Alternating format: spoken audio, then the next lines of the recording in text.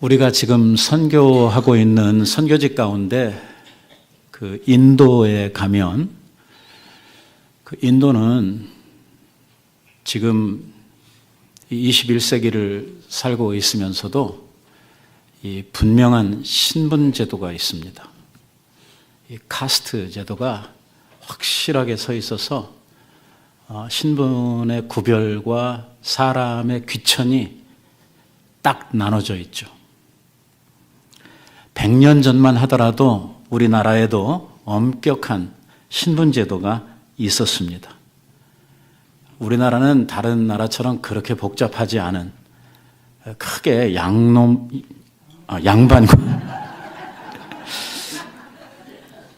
양반과 쌍놈으로 나뉘어지는 이러한 계급 사회를 가지고 있었죠. 이렇게 태어나면서부터 부여받는 계급 사회는 서로 있는 계급 가운데 서로 신분을 바꾸거나 상승할 수 있는 이러한 기회가 전혀 없었다고 하는 것이 문제입니다. 태어나면 죽을 때까지 그냥 자기 신분을 가지고 살아야 하는 이러한 상태에 있었고, 그래서 이 똑똑한 쌍놈들 중에서 왜 나는 이런 부모 밑에 태어나가지고 내가 이렇게만 살아야 되는가, 이것에 대한 불만을 상당히 가지고 있으면서 어떻게 해서라도 이러한 그 불합리한 상황 또 이러한 삶으로부터 벗어나 보려고 상당한 노력을 했습니다.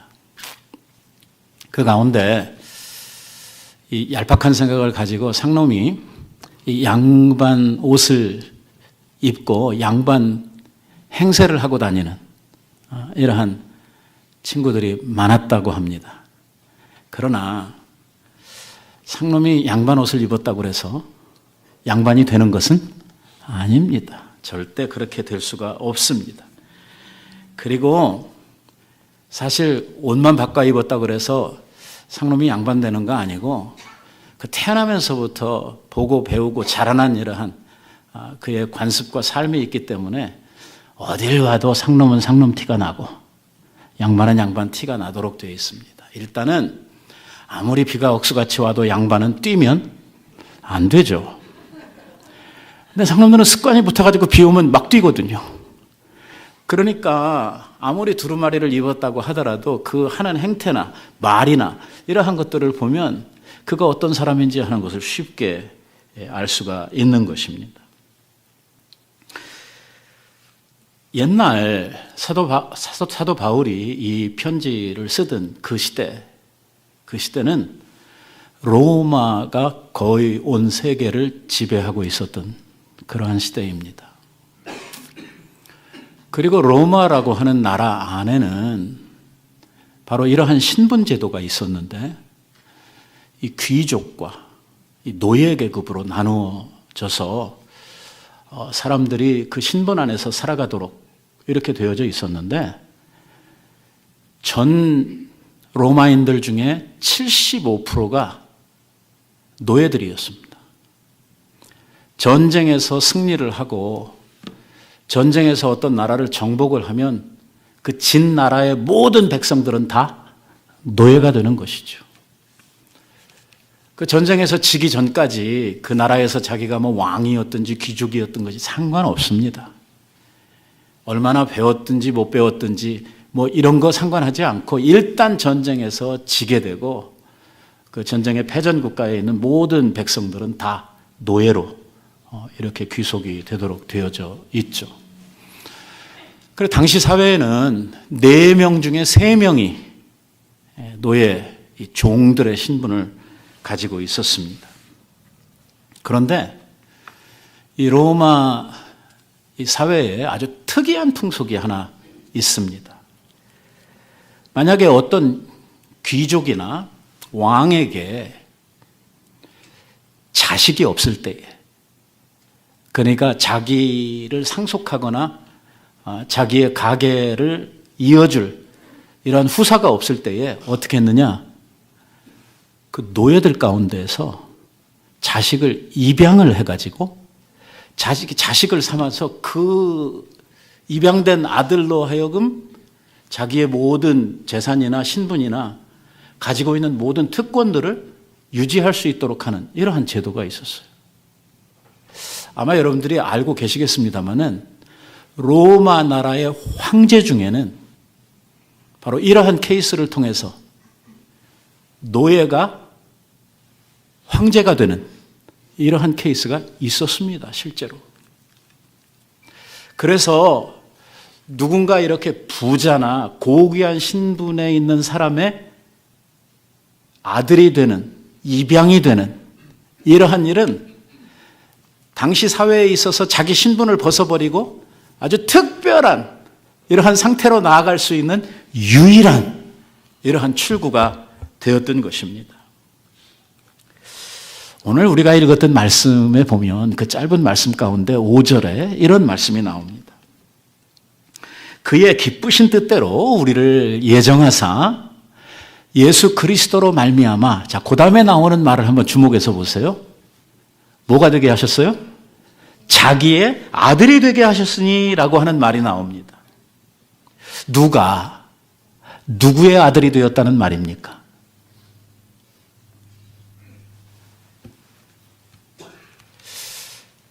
기쁘신 뜻대로 우리를 예정하사 예수 그리스도로 말미암아 자기의 아들이 되게 하셨다. 우리를 아들 되게 하신 분은 누구입니까? 하나님이십니다. 그리고 아들 된 사람들은 누굽니까? 바로 그리스도 안에서 오늘 하나님의 자녀로 입양을 받은 우리들을 두고 지금 이야기를 하고 있습니다. 엄청난 일입니다. 하나님의 아들로 입양되었다는 것이죠. 문제는 오늘 이 말을 듣는 우리들은 하나도 그게 우리의 마음에 감동이 오지 않는다는 것입니다. 여러분, 이 말을 들으면 막 미칠 것 같은, 어떻게 세상에 이런 일이 있을까? 마치 로또 맞은 것 같은 막 그런 벅찬 기쁨이 우리들에게 있습니까? 없잖아요.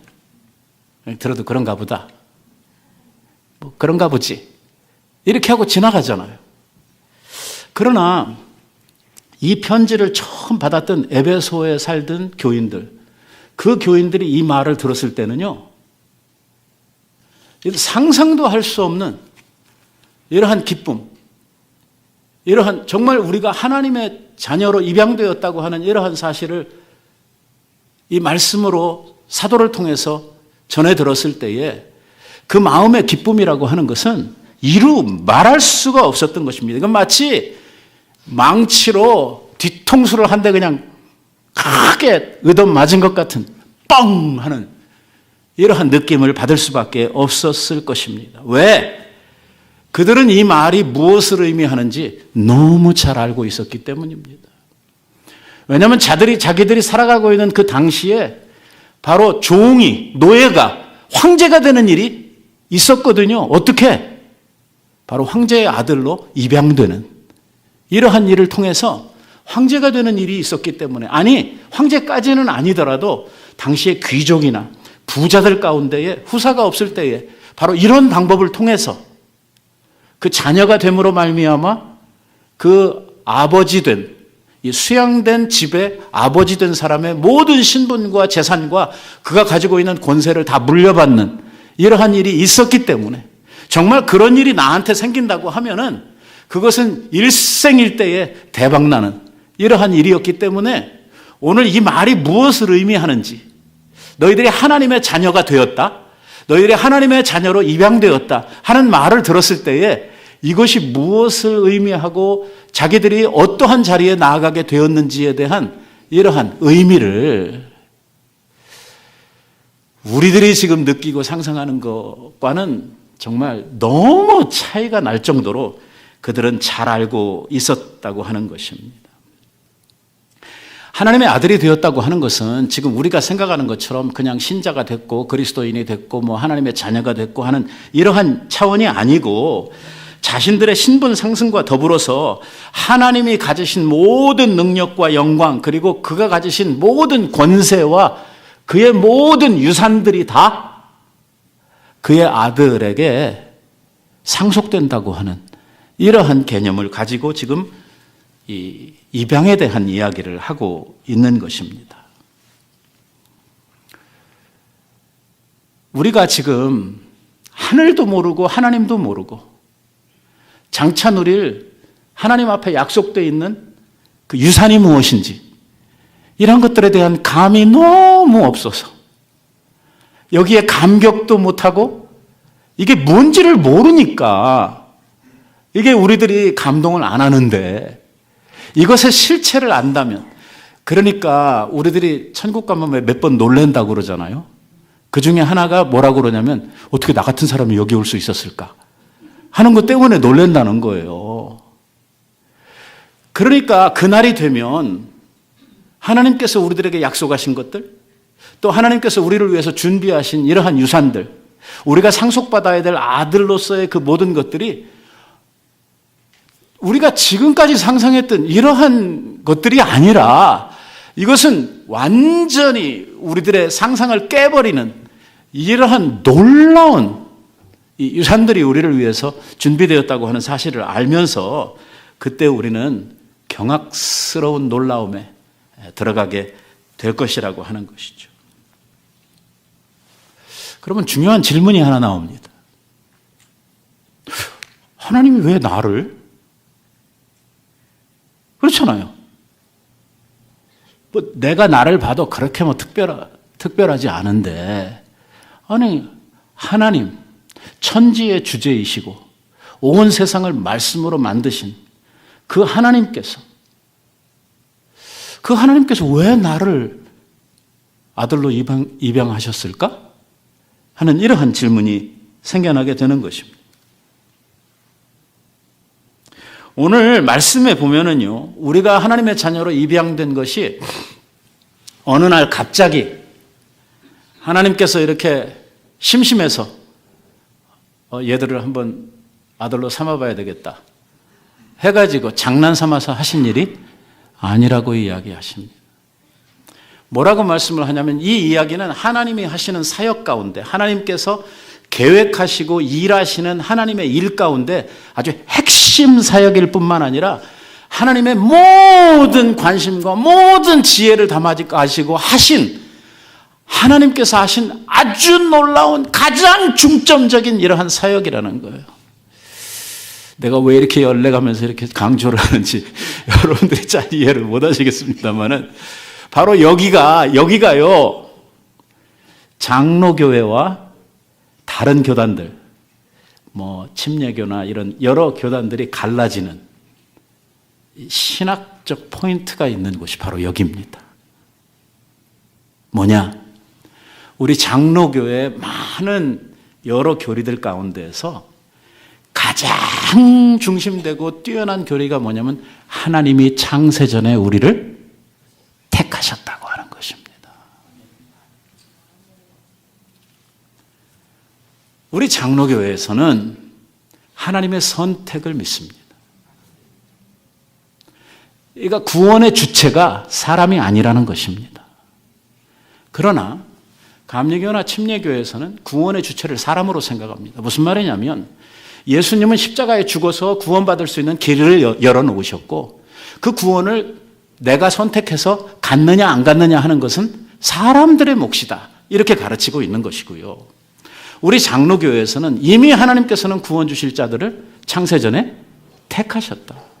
그리고 때가 이를 때 성령을 통해서 그들을 부르시고 하나님의 강권적인 은혜로 이것을 믿게 하신다. 오늘 이러한 우리들이 가지고 있는 장로교회 교리의 가장 증거가 되는 성경 구절이 바로 오늘 우리가 읽은 이 말씀입니다. 4절에 보니까요, 우리들에게 이렇게 말씀을 하고 있어요. 곧 창세전에 그리스도 안에서 우리를 택하사 우리로 사랑 안에서 그 앞에 거룩하고 흠이 없게 하시려고 그의 기쁘신 뜻대로 우리를 뭐하사? 예정하사 미리 택하셨다. 그리스도 예수로 말미암아 자기 아들이 되게 하셨으니 조금 전에 읽었잖아요. 금방. 한 2분도 안 됐는데 벌써 잃어버렸어요? 방금 전에 우리가 읽고 내려온 거 아닙니까? 5절에 있는 거 먼저 했잖아요. 그러니까 창세전에 하나님께서 우리들을 택하시고 예수 그리스도 안에서 우리들을 당신의 자녀가 되게 하셨다라고 선포하고 있는 것입니다. 이 선택에 대한 문제를 가지고 많은 사람들이 많은 질문들을 합니다. 그럼 우리들한테는 초이스가 없네요. 그럼 하나님이 다 정해놓으셨으면 천국 갈 사람은 가고 지옥 갈 사람은 가니까 우리가 아무리 노력해도 안 되겠네요. 이런 이야기들을 가지고 디베이트를 하죠. 물론 이에 대한 우리들이 많은 답변들을 이야기할 수 있겠습니다만 가장 중요한 사실은 뭐냐면 하나님의 말씀이 오늘 분명하게 내가 너희를 택했다고 증거하고 있기 때문입니다. 사람들이 무슨 논리를 가지고 이렇다 저렇다 이게 맞다 저게 맞다 사람들이 그 사람들의 어떤 생각이나 사람들의 어떤 방법을 가지고 이것을 증명하고 이것을 이야기하는 이게 중요한 게 아니고 하나님께서 하나님 말씀에 내가 너희를 택하여 불렀다. 내가 너희를 자녀 삼았다. 너희들이 나를 택한 게 아니라 내가 너희를 택하여 세웠다. 이렇게 말씀하고 있으니까 우리는 하나님의 말씀을 믿는 것입니다. 왜? 우리의 모든 신앙의 기초는 어디로부터 말미암냐면 하나님의 말씀으로부터 말미암기 때문입니다. 기독교는 사람이 만든 종교가 아닙니다. 기독교는 하나님께서 만드신 이러한 믿음 체계입니다. 하나님이 택하시고 하나님이 교회를 세우시고 사람이 세운 것이 아니라 하나님이 친히 당신의 교회를 세우시고 당신의 택한 자들을 교회 안으로 불러 모으시고 성령의 유효적인 부르심에 따라서 사람들에게 믿음을 허락해 주심으로 말미암아 예수 그리스도를 알게 하시고 그리고 입으로 그를 시인하고 고백하게 하심으로 말미암아 하나님의 자녀로 입적시키시는 이러한 과정을 통해서 오늘 구원을 베푸시고 교회를 만들어 가시고 하나님의 나라를 우리 가운데 세워가시는 것이 하나님의 뜻이라고 오늘 말씀 속에 우리들에게 이렇게 분명하게 이야기를 하고 있는 것입니다. 우리가 지금 보고 있는 저 짧은 말씀에서 우리들에게 강조하는 것이 두 가지가 있습니다. 하나는 창세 전부터 우리를 택하셨다는 것입니다. 어느 날 우연히 된 것도 아니고 이렇게 일을 처리하다 보니까 일이 이렇게 꼬여가지고 내가 어쩔 수 없이 이렇게 됐다 이게 아니라 하나님이 창세 전부터 우리를 아셨고 그래서 구약 성경에도 보면 많은 선지자들이 이야기를 하면서 뭐라고 이야기를 하냐면 어머니의 태가 내가 만들어지기 전부터 하나님이 나를 택하셨다 하는 이러한 말들을 하는 거예요. 오늘 성경은 끊임없이 신구약 성경을 통해서 하나님의 선택을 강조하고 있어요. 우리는 우리의 머리로 하나님의 선택에 대한 내용들을 다 알 수 없고 논리적으로 그걸 다 설명할 수 없을 때도 있어요. 그럼에도 불구하고 오늘 우리가 이 사실을 받아들이고 믿는 것은 이게 하나님의 말씀이기 때문이에요. 하나님이 그렇게 선포하고 있으니까. 하나님이 말씀하시면 그대로 되는 줄 믿는 것입니다. 천지가 없어져도 하나님의 입으로부터 나온 말씀은 1.1획도 땅에 떨어지지 아니하고 반드시 이루실 진리의 말씀이라고 우리가 믿기 때문에 하나님의 말씀하시면 우리는 아멘으로 화답하고 믿는 것입니다. 하나님이 택하셨다는데 우리가 뭔데? 하나님한테 택하는 거 안 됩니다. 이 택했다는 게 말이 됩니까? 불공평하잖아요. 그럼 택함 못 받은 사람은 어떡합니까? 이런 말들이 논리적으로 존재할 수 없다는 것입니다. 하나님께서는 이렇게 말씀을 하십니다. 당신의 기쁘신 뜻대로. 이게 좀 우리식으로 이야기하면 뭐냐면 하나님 마음대로 그 뜻이에요. 네 뜻대로 아니고 내 뜻대로 내 기쁘신 뜻대로 하나님께서 계획하시고 하나님께서 생각하신 대로 하나님께서 만드신 사람, 하나님께서 만드신 세상, 하나님의 뜻대로 하시겠다는 것입니다. 그럼 사람은요? 너희는 이미 범죄함으로 말미암아 어디에 가 있어요? 사망 가운데 가 있어요. 그 가운데에서 얼마를 구원하고 얼마를 하나님께서 천국으로 보내셨다고 그래서 그게 하나님 앞에 불공평하고 하나님이 일을 잘못했다고 할 수 있는 일은 될 수가 없다는 것입니다. 도리어 은혜고 지옥에 있어야 될, 영원한 사망 가운데 있어야 될 사람들을 구원해 주셨다고 하면, 그들을 하나님 나라에 인도해 주셨다고 하면 그 은혜를 받은 사람들이 감사해야 될 일이죠. 예를 들어서 어떤 고아원에서 많은 고아들이 살고 있는데 그 부자가 와가지고 그 중에 하나를 내 아들로 입양을 해 가야 되겠다 해가지고 와서 그 부자가 이래저래 보다가 그 중에 하나를 나는 얘가 마음에 들어 그래가지고 아들로 이렇게 삼겠다고 그 많은 고아들 중에 하나를 선택해서 입양을 했다고 해봅시다. 다른 고아들이 이거 불공평합니다. 왜 나는 안 택합니까? 누구 마음이에요? 부자 마음이에요. 하나를 택하든지 둘을 택하든지 이 부자가 가지고 있는 자기 생각을 따라서 자기의 아들 될 자를 선택을 하는 것이죠. 입양을 선택을 하는 거예요. 그걸 가지고 고아들이 불공평하다, 왜 나를 안 뽑느냐 이래가지고선 투덜댈 필요가 하나도 없다는 것이죠. 단지 선택함을 받고 더 이상 고아로 살 것이 아니고 이제 아버지의 아들로 입양이 되어서 간 그 친구는 감사해야 될, 고마워해야 될 일이 되겠죠. 오늘 사도 바울은 우리들에게 이렇게 이야기를 합니다. 하나님께서 왜 우리들을 아들로 입양하셨느냐, 왜 우리들을 하나님의 자녀 삼으셨느냐 하는 이야기를 하면서 오늘 우리들에게 이렇게 이야기해요. 우리를 택하사 우리로 사랑 안에서 그의 앞에 거룩하고 흠이 없게 하시려고. 이게 하나님이 우리를 선택하신 이유입니다. 이것이 바로 우리가 하나님의 자녀된 이유이며 목적입니다. 지난 주일에도 제가 이 이야기를 여러분들하고 잠깐 하고 넘어왔습니다. 하나님이 왜 우리를 선택하셨느냐? 그것은 하나님의 자녀다운 자녀로 우리들을 새롭게 하시기 위해서입니다. 하나님이 거룩하신 하나님이시기 때문에 오늘 우리를 자녀로 입적하시고 우리들을 하나님의 아들다운 거룩한 자들로 만드시기 위함입니다. 그래서 성도의 가장 큰 존귀함은 어디로부터 오냐면 거룩함으로부터 오는 것입니다. 그래서 우리들을 거룩한 사람들이다 해서 성도라고 부르는 것이고 이 교회를 하나님의 거룩한 교회라고 부르는 것입니다. 우리들 모습 속에 거룩함이 거의 안 보여요.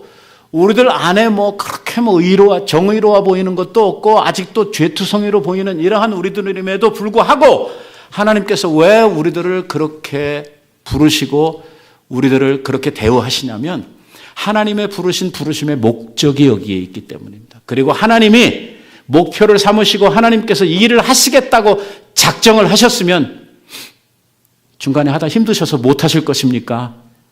아니면 반드시 이루실 것입니까? 하나님은 반드시 이루실 것이기 때문에. 그러니까 우리들에 의해서 결정되고 우리들에 의해서 만들어지는 것이 아니고 하나님의 계획, 하나님의 뜻, 하나님의 작정, 하나님이 하시는 능력으로 말미암아 이 일이 우리 가운데 이루어지게 될 것이라는 것입니다. 사실 생각해 보세요. 오늘 우리들 자신들을 생각해 보면 정말 우리들이 내가 보기에도 정말 부끄러울 정도로 거룩함이라고 하는 것을 찾아보기에는 지난주일에 우리가 이야기를 한 대로 금세기의 성자이십니다 라는 말을 듣기에는 우리가 뭔가 좀 부족한 이러한 느낌이 우리들에게 분명히 있어요. 그럼에도 불구하고 하나님께서 우리들을 부르시면서 우리들을 성도라, 거룩한 자들이다 이렇게 불러주신단 말이에요. 사실 황송하죠. 이런 말을 듣기에는 우리들이 너무 자격 없고 너무 아직 안 된 것 같은 이런 생각이 드는데 말입니다.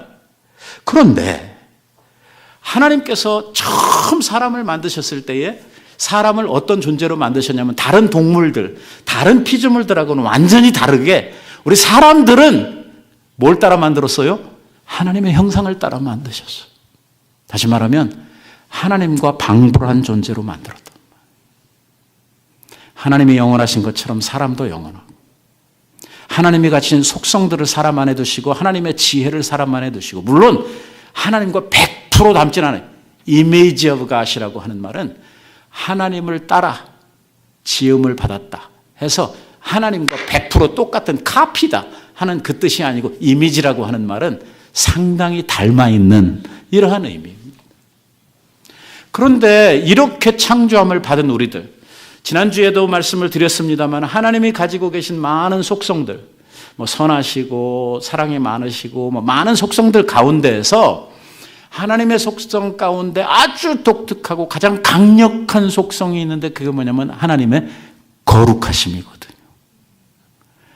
그래서 하나님 만나는 모든 것들이 다 거룩하다, 거룩하다, 거룩하다 이 말밖에 못하는 거예요. 더 이상 할 말이 없어요. 그분을 뵈면 그냥 그 앞에 거룩하신 분이구나 하는 이 말밖에 못하는 거예요.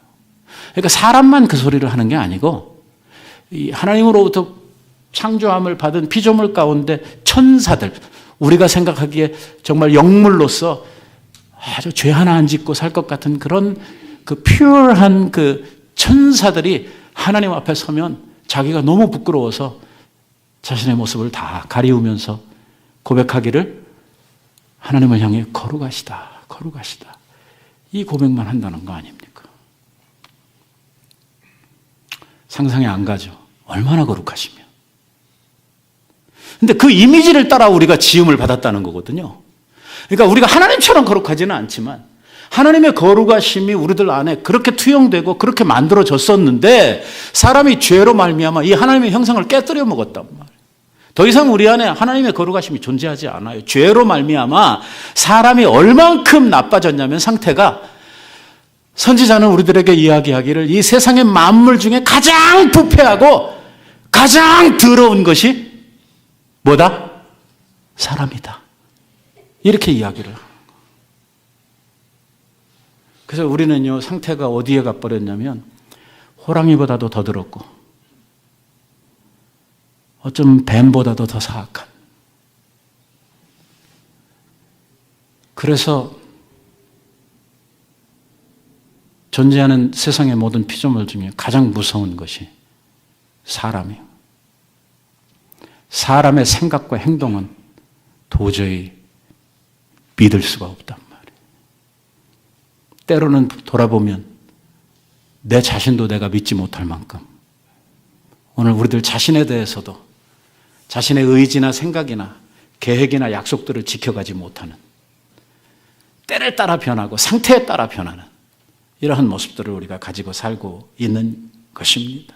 그런데 이렇게 타락하고 부패하고 이렇게 오염된 우리들을 하나님의 자녀 삼으셔가지고 다시 뭘로 만들어요? 하나님의 거룩하심을 본받는 자들로 만드시겠다는 거예요.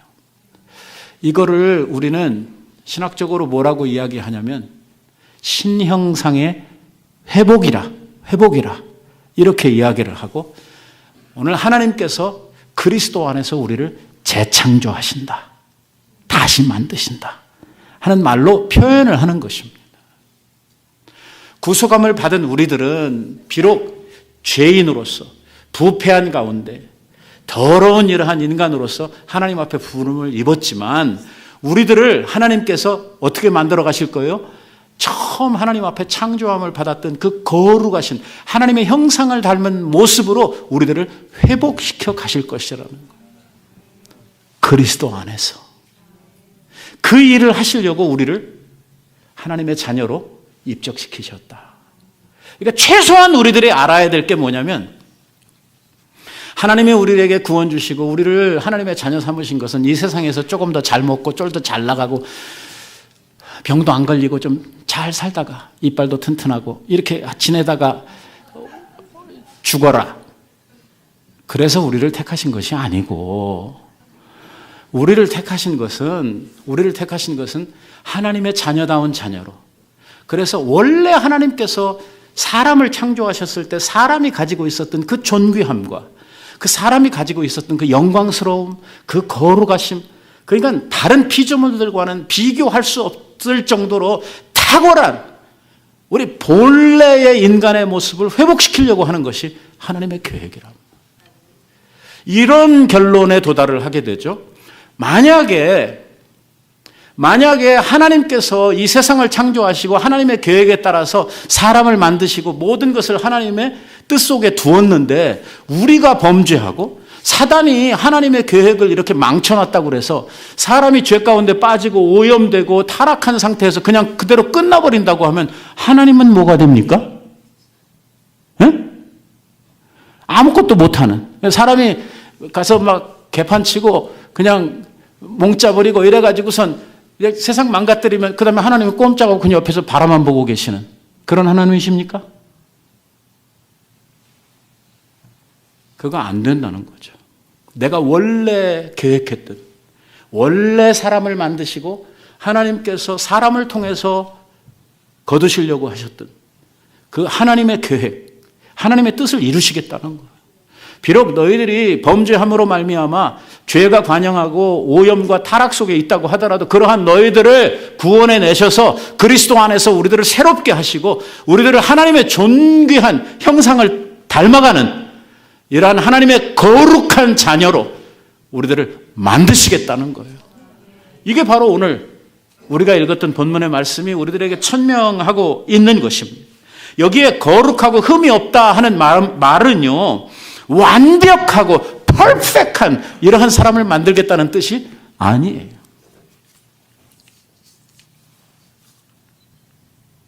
오늘 이 의미, 거룩하고 흠이 없는 하나님의 자녀, 거룩한 자녀라고 하는 의미를 우리들이 알기 위해서 몇 가지 사실을 우리들이 꼭 알아야만 해요. 그 첫 번째가 뭐냐면, 일단 하나님께서는요, 하나님의 자녀로 입적을 하게 되면 고아원에서 누구를 데려왔는데 얘가 오면 그날부터 아버지 집에서 살던 그 집의 어떤 가풍이나 그 집의 어떤 규율이나 그 집이 가지고 있는 어떤 그 생활 습관 이런 거 하루아침에 다 알아서 알게 됩니까?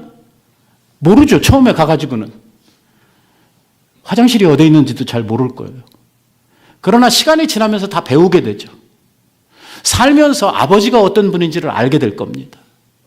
아버지가 추구하고 있는 이 가정에 어떤 가지는 가치나 또 자녀들에게 바라는 이 아버지로서의 어떤 그 생각 같은 것을 시간이 지나고 그곳에 살면서 이 자식은 깨우쳐가게 될 것입니다. 그러나 입적을 해오는 순간 아직 부족하고 아직 만들어지지 않았고 아직 모르는 것이 많은데도 불구하고 아들입니까? 아닙니까? 입적을 해오는 순간 아들이 된 것입니다. 그리고 그를 아들이라 부릅니다. 아직은 아들다운 아들이 되기에는 많이 부족한데도 불구하고 어디에 가서 소개를 할 때는 이번에 내가 입양한 아들입니다 라고 소개를 한단 말이에요. 그러한 의미에서 오늘 우리들은요, 그리스도 안에서 뭐가 되었냐면 하나님의 자녀가 되었습니다. 어떻게 되었냐면 예수 그리스도께서 당신이 가지신 의로우심으로 우리들에게 덧입혀 주심으로 말미암아 하나님의 자녀로서의 신분을 받기에 부족함이 없는 이러한 상태로 우리들을 만들어 주셨어요. 이것을 우리는 뭐라고 부르냐면 칭의라고 부릅니다. justification이라고 부르죠. 무슨 말이냐면 우리들한테는 없어요, 의로움이라는 게. 그냥 생각하는 것이 다 불의하고 욕심에 가득 차 있고 나밖에 모르고 뭐 이런 사람들인데, 오늘 우리들 안에 뭘 주셨냐면 예수 그리스도께서 가지신 그 의로우심. 예수님은 의로우신 분 아닙니까?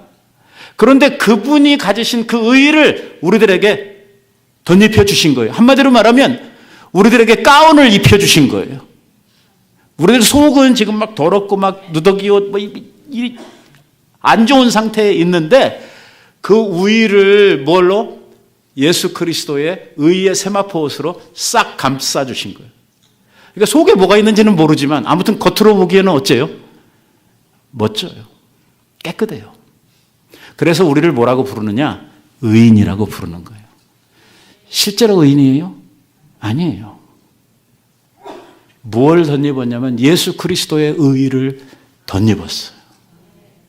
그래서 성경은 이것을 뭐라고 말하냐면 의의 옷, 의의 세마포 옷을 우리에게 입혀주신다 라고 표현을 하는 것입니다. 여러분 이걸 생각해 보세요. 이걸 생각해 보세요. 옛날 성막, 성전에는요 지성소라고 하는 것이 있었습니다. 그 지성소는 어디냐면 하나님이 계신 곳입니다. 상징적인 의미죠. 그래서 1년에 한 번씩 대속죄일에 대제사장이 이스라엘의 대속의 피를 들고 하나님을 뵈러 지성소로 들어갑니다. 지성소 안에는 뭐가 있습니까? 에? 법궤가 있습니다. 저 법궤가 있죠. 황금 상자가 있죠. 그 상자 안에는요 3가지 물건이 들어 있었습니다. 제가 뭐 시간 자꾸 가니까 다 하나하나 설명은 안 드리겠고 그 3가지 물건은요 이스라엘이 하나님 앞에 크게 죄를 지었던 것을 상징하는 것들입니다. 그러니까 예를 들면 깨어진 그 십계명, 그 돌비. 여러분 모세가 저 위에 올라가서 하나님으로부터 그 선민 계약식을 통해서 이 돌비를 이 십계명을 받아가지고 왔는데 밑에서 뭐 했어요? 막 금송아지 만들어 놓고 막 펄펄 뛰다가 또 모세가 너무 화가 나가지고 집어 던져가지고 깨졌잖아요. 그 깨어진 돌비가 저 안에 들어있어요.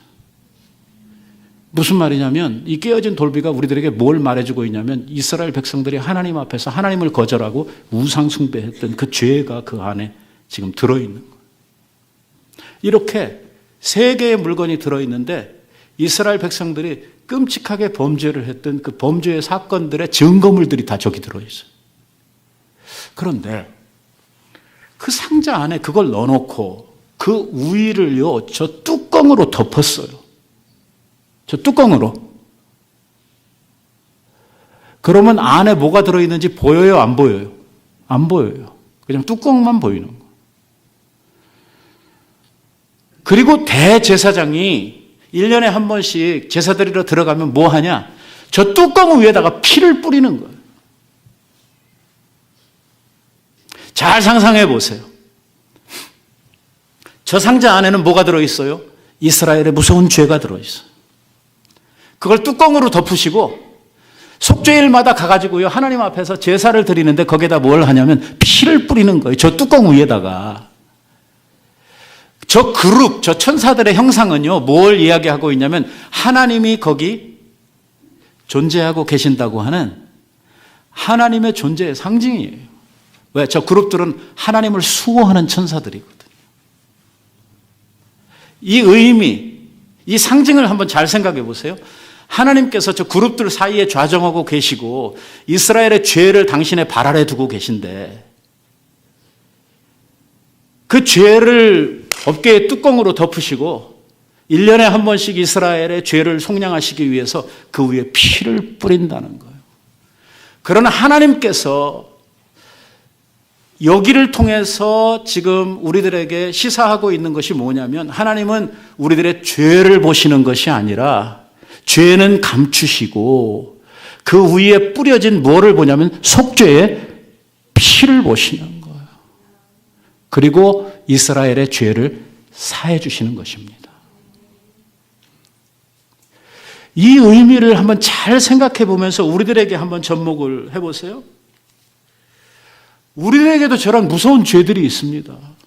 하나님을 반역하고 불신앙적이고 많은 죄들이 있는데 하나님이 우리를 보실 때 그걸 직접 보시면 죄인들은 하나님 앞에 설 수도 없고 나아갈 수도 없고 죄인은 마땅히 죽어야 마땅한 자들이죠. 근데 하나님이 우리를 대할 때 그렇게 대하시지 않는다는 것입니다. 하나님께서는요, 우리의 죄는 어떻게 하셔요? 덮으셔요. 덮어주셔요. 법궤 뚜껑으로 안 보이는 곳에 숨겨주십니다. 그리고 그 위에 뭘 뿌리시냐면 예수 그리스도의 보배로운 피를 뿌리시는 거예요. 그 피는 어떤 피냐? 우리의 죄를 속량하시기 위해서 대속의 죽음을 죽으신, 그러니까 내가 직접 죽지는 않았지만 예수님이 나를 대신해서 내 죄값을 치르신 그 피를 우리 하나님께서는 먼저 보시는 거예요. 그리고 우리들에게 뭐라고 말씀하시냐면 내 죄가 사하여졌다라고 선포하시는 거예요. 마치 대속죄일에 대제사장을 통해서 이러한 선포를 하셨던 것처럼 말입니다. 우리들은 의롭지 않아요. 하지만 예수 그리스도께서 우리를 위하여 십자가에서 대속의 죽음을 죽으시고 죄값을 치르셨기 때문에 예수 그리스도께서 가지고 있는 그 의로우심을 우리에게 전달해 주신단 말이에요. 덧입혀 주신단 말이에요. 이런 거하고 비슷한 거예요. 내가 은행에 내 어카운트에 돈이 하나도 없어요. 말랐어요. 아파트비를 내야 되는데 돈이 한 개도 없어요.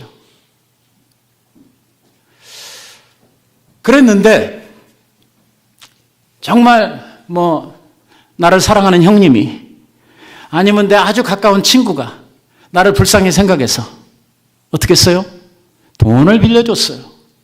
돈을 빌려줬어요. 아파트비가 1,500불인데 그래 또 한 달 살려면 힘들겠지. 그러면서 한 2,500불 빌려줘서 내 어카운트로 이렇게 계좌이체를 해줬어요. 그러면 아파트비 내도 빵꾸가 납니까? 안 납니까? 안 나죠. 이미 돈이 들어왔거든요. 그 내 돈입니까? 아니죠. 그런데 내 것처럼 쓸 수 있어요. 왜? 내 어카운트에다가 이거를 넣어줬기 때문에. 고마운 그 누군가가 말입니다. 예수 그리스도께서 우리들 안에 뭐가 없냐면 의로움이라고 하는 게 하나도 없어요. 의인은 없나니? 한 사람도 없어요. 그런데 예수 그리스도께서 가진 의를 우리들에게 인어카운트 해주신 거예요. 이게 칭의예요. 칭의. 그래서 하나님께서는요, 우리들을 보실 때 의롭다고 보시는 거예요. 뭘 보셔요? 예수 그리스도께서 우리들에게 덧입혀 주신 그 의를 보시는 거예요. 예수 그리스도께서 우리를 위해서 감당해 주신 그 대속의 죽음, 대속의 피를 보시는 거예요. 저 법궤의 원리처럼 말입니다. 이것만이 아니에요. 또 뭐가 있냐면 성령의 도우심이 있어요. 우리 자녀들에게 말입니다.